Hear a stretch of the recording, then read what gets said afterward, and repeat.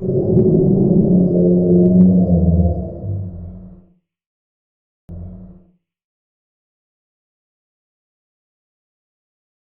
this episode, we journey back to the days of Avram, a time when kingdoms rose against kingdoms, and the sound of war echoed across the ancient lands.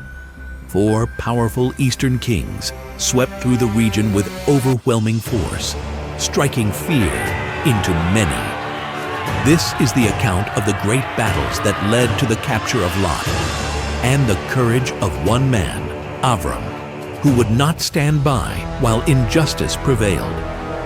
In those days, 5 kings, rulers of the cities of the plain, gathered their strength in a place called the Valley of Sodom, a region that would one day become the Salt Sea.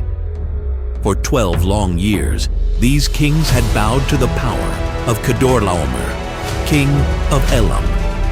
But in the 13th year, they rose in defiance. They would serve him no longer.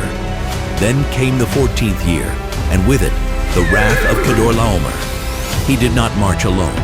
Allied with him were 3 other kings, Amraphel of Shinar, Arioch of Elasar, and Tidal of Goyim. Together, their armies swept through the land like a storm of iron. They struck down the mighty Rephaim in Ashtaroth Karnaim, the Zuzim in Ham, the Amim in Shaveh Kiryatayim. They pushed into the rugged hill country of Seir, defeating the Horites all the way to Isle Paran, at the edge of the wilderness. But they did not stop there. They turned back and advanced toward En-Mishpat, known also as Kadesh, and devastated the territory of the Amalekites. Then they crushed the Amorites, who dwelt in Hazazon Tamar. With vengeance still burning, they pressed on toward the Valley of Sodom once more. Now the 5 kings of the cities of the plain gathered their forces. They would not yield without a fight. On that dry, windswept battlefield, 2 alliances clashed. The Valley of Sodom was full of asphalt pits, and as the kings of Sodom and Gomorrah fled, some fell into them. The rest escaped to the hill country. Then the 4 kings took all the goods of Sodom and Gomorrah and all their food supply and departed. They also took Lot, the nephew of Avram, and all his possessions. For Lot had been living in Sodom. A fugitive came and told Avram what had happened. Avram was dwelling by the oaks of Mamre, the Amori. When Avram heard that his nephew had been taken captive, he mobilized his trained men, 318 born in his household, and pursued the invaders as far as Dan. By night, he divided his forces, he and his servants, and struck them down. He chased them as far as Chova, which is north of Damascus. Avram brought back all the goods, and also returned with his nephew Lot, along with Lot's possessions, and also the women and the other people. After Abram returned from defeating Chedorlaomer and the kings who were allied with him, the king of Sodom came out to meet him in the valley of Shaveh, also called the King's Valley. Then Melchizedek, king of Shalom, brought out bread and wine. He was Kohana of Yahweh Elohim, and he barak Avram, saying, Barak be Avram by Yahweh Elohim, creator of heaven and earth, who delivered your enemies into your hand. Barak is the Hebrew word for blessed. After this, the king of Sodom said to Avram, Give me the people, and keep the goods for yourself.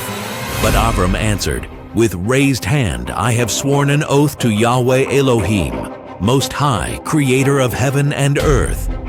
I will accept nothing belonging to you, not even a thread or the strap of a sandal, so that you will never be able to say, I made Avram rich.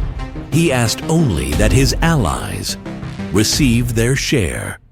From this powerful moment in history, we draw a lesson that still speaks to us today. Avram had every reason to stay away. Lot had chosen his own path. He had separated from Avram and walked toward the cities of wickedness. But when danger came and Lot was taken captive, Avram did not hesitate. He gathered his trained men, pursued the enemy across great distances, and rescued his nephew with courage and honor.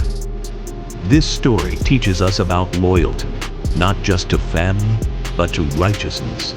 About courage, even when the odds seem impossible. About forgiveness, even when someone has gone their own way. Avram didn't act out of pride or vengeance. He acted because it was right.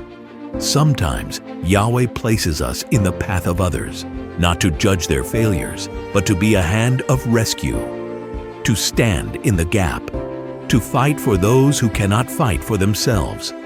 Melchizedek, both king and Kohan, barak Avram, and gave all honor to Yahweh Elohim for the victory. This moment is one of the strong points in biblical history. It is the first recorded berakah of its kind, from the Kohan of Yahweh to his servant. Avram responded by giving Melchizedek a tithe, a tenth, showing reverence and acknowledging that the victory came from Elohim, not from his own strength. True victory is spiritual.